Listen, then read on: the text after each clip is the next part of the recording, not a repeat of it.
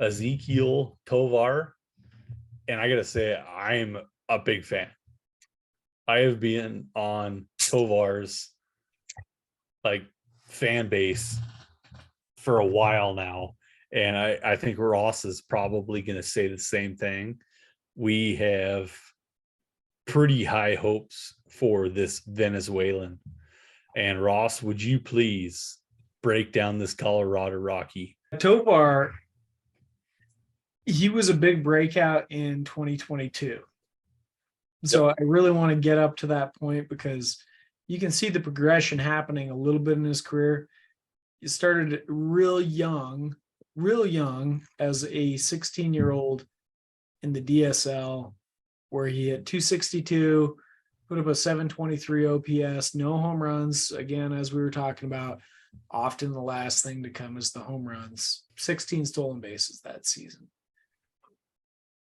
The next year, 2019, rolled around, and we're seeing kind of similar sort of results, not any power. Some stolen bases still, 17 stolen bases that season. OPS was only 640, so he wasn't showing a whole lot. After the 2020 break in 2021, we started seeing a different kind of player.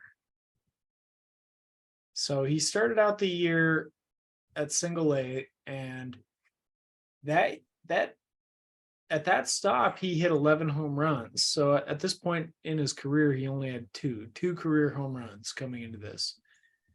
In a similar number of plate appearances overall on the season at single A and high A combined, he had 15. So he just crushed the ball compared to anything he's ever done before. And I want to talk through a single A slash line. He hit 309 with a 346 OBP and a 510 slugging percentage. He did get moved up to high A. He struggled a little bit more there, but he was still hitting with that same power. I'm not going to walk through those statistics because I really want to get to this year and the breakout that he had. So this year,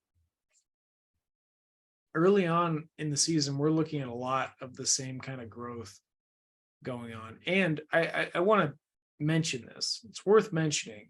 This guy was invited to spring training, and he crushed the ball there. Just crushed the ball. We're talking about playing against some major league arms, and he just crushed the ball. So this season, played most of the year at Double A. He got some time in Triple A, and he got some major league exposure. Overall in the year, he hit 319 with a 387 on-base percentage and a 540 slugging percentage.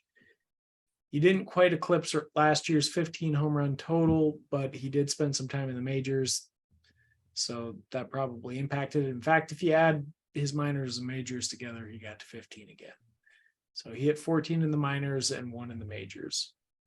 And 17 stolen bases. All of that came in 318 plate appearances. Huge breakout season for Tovar. As far as I'm concerned, this guy was a high riser on my radar. I tried to get him wherever I could before he was moving up the prospect ranks, and he's there now. So I'm a fan. I'm interested in him. I heard he's great at defense too, so that helps his major league playing time case. There are some concerns. It's not a perfect profile, right? He doesn't walk a lot. His scout grade equivalencies are a little bit low, and this probably has a lot to do with the weighting system. Some of his previous seasons are being brought into this, but his hit tool is at 50, his power is at 55, and his speed is at 55. He projects for 21 home runs at peak and 17 stolen bases. And he draws a fascinating comp to Juan Encarnacion, who played his career with the Tigers and the Marlins and finished with the Cardinals.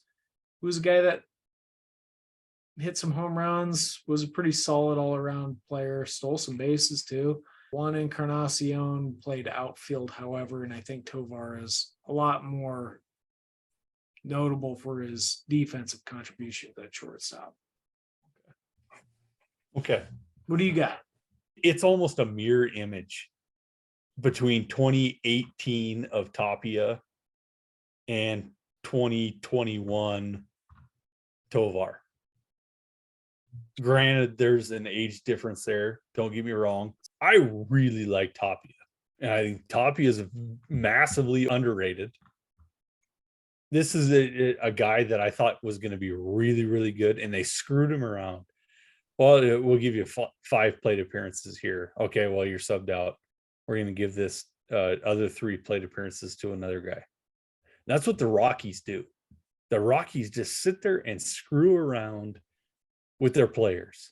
So I just want to offer a different perspective on this. He has, in his career, Tapia does, over 1,850 plate appearances. He's batting .277. In the minors, he was a 320 hitter. But look at that walk to strikeout ratio. It's not great.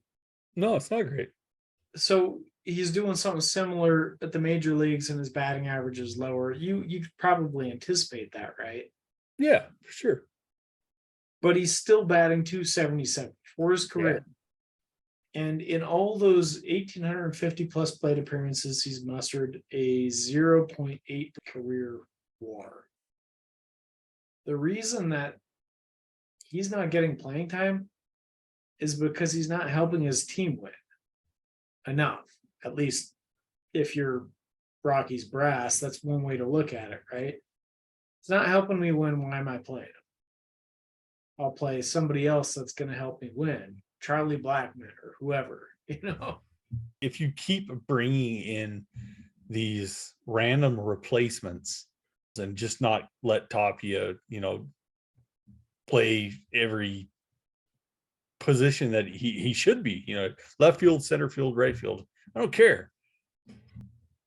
I just don't like what the Rockies do. And I'm terrified that that's what they're going to do to Tovar. If you enjoyed this video, please like, subscribe, and of course visit our website, scoutthestatline.com for more.